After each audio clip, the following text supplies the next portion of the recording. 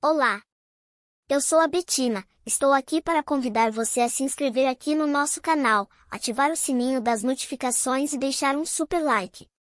Deus abençoe você e sua família. Livro Ouse Pedir Mais, capítulo 16, parte 1. Fato versus sentimentos. A batalha pela verdadeira fé. Por muitos anos, ao longo de várias gerações, os filhos de Israel aguardaram a expectativa da promessa da libertação de escravidão e o retorno para o lar de Canaã.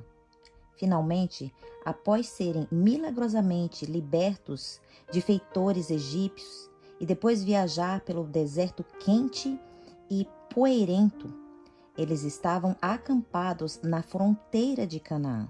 É possível apenas imaginar a expectativa que encheu o coração daquele povo quando eles perceberam com alegria: estamos quase no lar.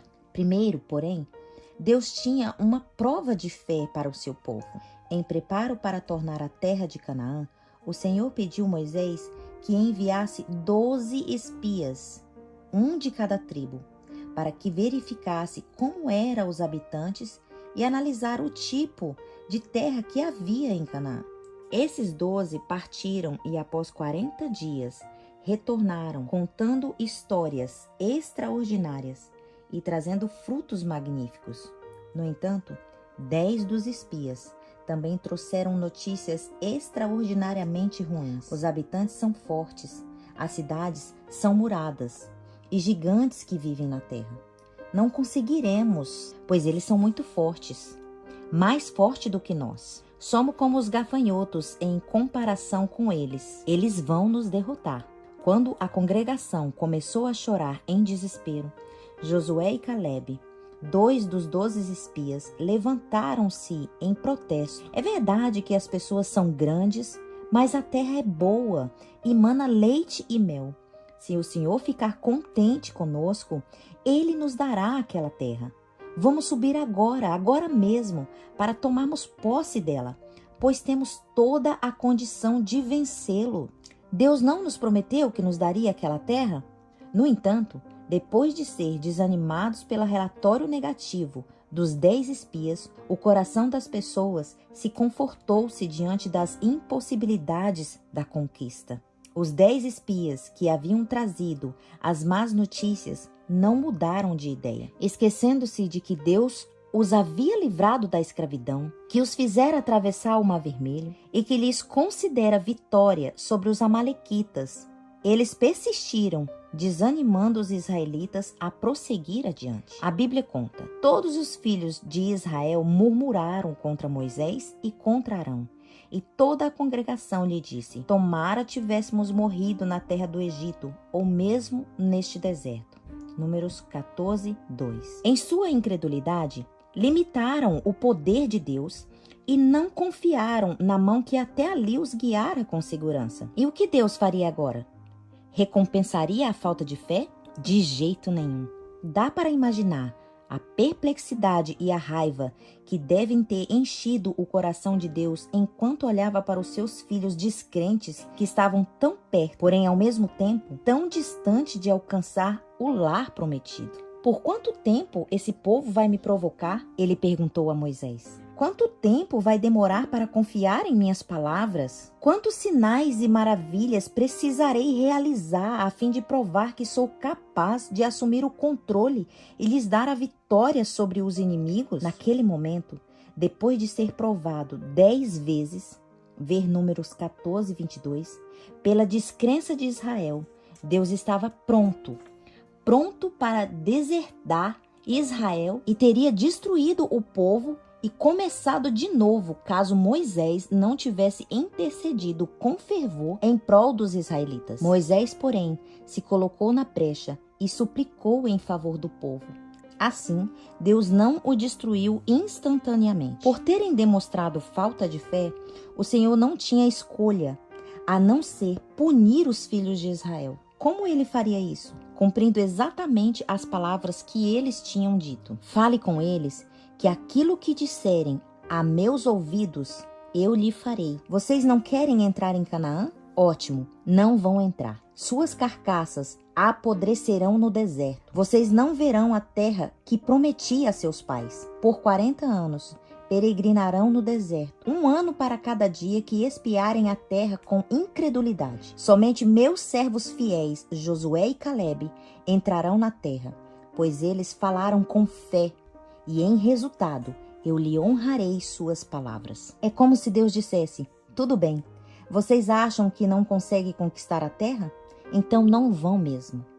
Só depois eles resolveram que dava sim para conquistar a terra. Contrariando a ordem do Senhor, tentaram sair em batalha e tomar Canaã. Mais uma vez, porém, estava agindo com insensatez. Moisés não foi com eles. Josué e Calebe não foram com eles. A arca não foi com eles. E o Senhor também não foi com eles. Sofreram uma grande perda. E sempre será assim quando o povo de Deus falar com descrença e prosseguir de maneira presunçosa pela própria força, pois Deus não poderá abençoar. Ao ver o registro de como Deus lidou com o seu povo, podemos nos indagar, surpresos, como os filhos de Israel foram capazes de duvidar do Senhor ao longo da jornada da terra prometida. Mas será que somos diferentes hoje? Muitos consideram os israelitas daquele tempo e admiram-se da sua incredulidade e murmuração, achando que se tivesse estado em lugar deles, não teria sido tão ingratos. Mas quando sua fé é provada, mesmo com pequenas aflições, não manifestam maior fé ou aparência do que fez o antigo Israel. Quando levados em situações angustiosas, murmuraram contra o meio que Deus escolheu para purificar. Posto que seja suprido suas necessidades presentes, muitos não estão dispostos a confiar em Deus para o futuro e se encham em constante ansiedade, receosos de que a pobreza lhes sobrevenha e os seus filhos venham a sofrer. Hoje mesmo, estamos nos aproximando de nosso lar em Canaã. Mas teríamos mais fé do que Israel? Deus está nos dando o último teste. Quer saber se confiamos nele, mesmo quando sentimos tudo ao nosso redor dizer que a vitória é impossível. Quer saber se creremos em sua palavra, mesmo antes de receber as promessas, mesmo quando o mundo inteiro zombar de nossos posicionamentos. Ele está pronto para nos levar para o lar. Mas se pergunta: quando eu vier libertar o meu povo, porventura, acharei fé na terra? Aprenda a viver pela fé. George Miller, pregador evangelista e missionário na Inglaterra no início do século XIX, era muito conhecido por sua fé rara e confiança implícita de que Deus proveria suas necessidades diárias enquanto ele trabalhava cuidando dos milhares de órfãos. Sua celebre jornada de fé começou quando o seu papel de pregador começou a visitar os seus membros pelo interior e a perguntar como estava o tempo deles com Deus. Ficou desanimado porque a maioria das vezes eles respondiam com sarcasmo: que tempo com Deus? Você não sabe que precisamos trabalhar 14 horas por dia para colocar comida na mesa, a fim de que nossas famílias não morram de fome? Convencido de que é Deus quem supre todas as nossas necessidades, Miller abriu mão de seu ministério pago como pastor e pediu ao Senhor que o usasse como testemunho para mostrar ao mundo que, se colocarmos Deus em primeiro lugar, Ele proverá. Ao dar esse passo de fé, fez um pacto com o Senhor de que, enquanto trabalhasse para Ele, não mencionaria suas necessidades. Não mencionaria suas necessidades para ninguém, a não ser o próprio Deus. Em resultado, o Senhor começou a responder às orações de fé e a prover. Pela fé, Miller fundou um orfanato após outro.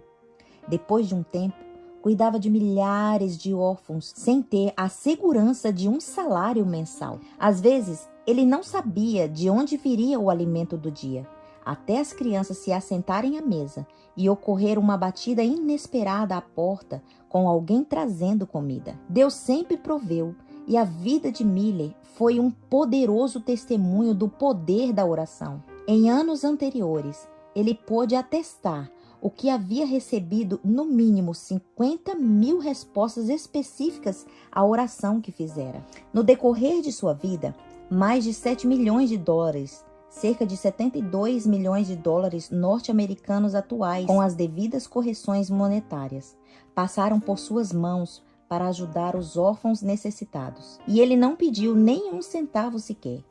Tudo veio em resposta à oração. Quando lhe perguntaram qual era o seu segredo para o poder da oração, Milley respondeu: houve um dia em que eu morri terminantemente. Ao falar isso, inclinou-se até quase tocar o chão. Morri para George Milley, para suas opiniões, preferências, seus gostos, sua vontade. Morri para o mundo, sua aprovação ou censura. Morri para aprovação ou culpa, até mesmo para os meus amigos. Desde então, tenho me detido somente a comparecer aprovado diante de Deus. George Milley morreu de fato em 1998. Seus bens terrenos foram estimados em torno de $800. Ele verdadeiramente deu tudo para a causa de Cristo. Assim como George Milley, precisamos testar e provar Deus por nós mesmos. Necessitamos de maior fé na vida diária. Em vez de olhar para os nossos recursos limitados, precisamos começar a olhar para o poder ilimitado de Deus. É claro que isso não significa agir com presunção, administrar mal os nossos recursos, gastar além do que podemos ou acumular dívidas. Em vez disso, precisamos nos mover adiante com fé quando Deus nos der uma visão, sabendo que se Ele nos deu a visão, também proverá o seu cumprimento. Em vez de seguir em frente pela fé, muitas vezes, assim como o antigo Israel, lamentamos a nossa falta de recursos. Mas a Bíblia já tem um livro de lamentações. Não precisamos escrever outro. Pelo contrário, continuemos o livro de Atos. Deus age. Ellen White escreveu: as aparências podem não ser prometedoras, mas a energia e confiança em Deus desenvolverão recursos. Com frequência, quando não obtemos sucesso em nossa vida pessoal ou no ministério, em vez de lidar com a raiz do problema, nós consertamos o método para melhorar. Embora sempre seja possível aperfeiçoar o método no reino de Deus, os métodos não costumam ser o problema, nem a falta de recursos ou de talento. O problema é a falta de fé. A inspiração nos adverte com ousadia. Todo fracasso por parte dos filhos de Deus é devido à sua falta de fé. Conforme descobrimos rapidamente ao estudar a Bíblia, ter fé não é opcional na caminhada cristã. Não se planejarmos ir para o céu. Ver Hebreus 11:6 e Apocalipse 21:8. Se somos propensos a duvidar, como vamos desenvolver a fé? A forma mais poderosa de edificar a fé é por meio da palavra, pois somos instruídos. A fé vem pelo ouvir a mensagem, e a mensagem é ouvida mediante a palavra de Cristo. Romanos 10:17. Ellen White faz forte defesa desse ponto de vista. A fé que nos habilita a receber os dons de Deus é, em si mesma, um dom do qual certa medida é comunicada a todo o ser humano. Ela cresce à medida que é exercida para se apropriar da palavra de Deus, a fim de fortalecer a fé. Devemos frequentemente colocá-la em contato com a palavra. No passado, os adventistas eram conhecidos como o povo da Bíblia. Carregavam a palavra de Deus consigo para toda parte e estavam sempre prontos a apresentar a razão de sua fé.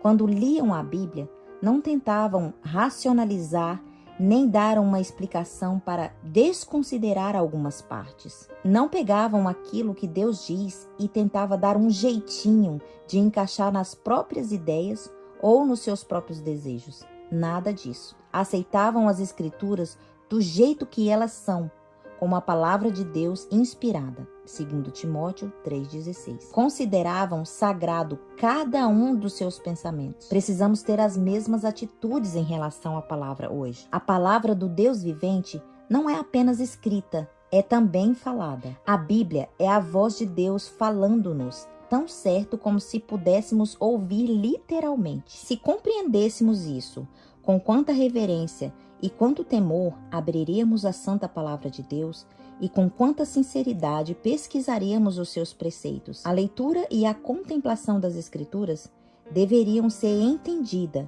como uma audiência com o infinito. Em Mateus 8, 5 e 13, lemos sobre um centurião que foi até a Cristo suplicando a cura de seu servo. Jesus respondeu: eu irei à sua casa, irei curá-lo. A maioria de nós teria se alegrado com essa sugestão? Mas o centurião respondeu: Senhor, não sou digno de que entres em minha casa, mas apenas mande com uma palavra, e o meu rapaz será curado. O gentio tinha fé na palavra de Cristo. Era uma fé que nem mesmo Israel havia demonstrado. Foi por isso que Jesus ficou admirado. Israel tinha escrituras do Antigo Testamento, conhecia as passagens de cor, orgulhava-se por ser o povo da Bíblia e povo de Deus. Os israelitas não apenas liam a palavra de Deus, como também pregavam e ensinavam, mas não confiava plenamente nela. O centurião, porém, creu que havia poder na palavra falada. E graças a Deus, Cristo curou seu servo naquele exato momento. É desse tipo de fé que precisamos hoje. Uma fé firmada somente na palavra de Deus. É por isso que necessitamos passar muito tempo na palavra e cultivar o hábito de falar sobre fé. Se dermos mais expressão à nossa fé, acabaremos por desenvolver mais a nossa fé. Falemos e procedamos como se a nossa fé fosse invencível. O Senhor é rico em recursos. Pertence-lhe todo o mundo. Pela fé, olhemos para o céu. Em outra parte, acrescenta: não dê lugar de um pensamento de desânimo na obra de Deus. Nunca deixeis escapar uma palavra de dúvida. Imagine como a vida seria diferente se vigiássemos a nossa boca e transformasse em hábito de vida diária falar de fé. A Bíblia encoraja: bem-aventurados os que não viram e creram. Jó 20, 29. Enquanto ousemos pedir mais, que estejamos em meio ao grupo dos que são capazes de crer sem ver.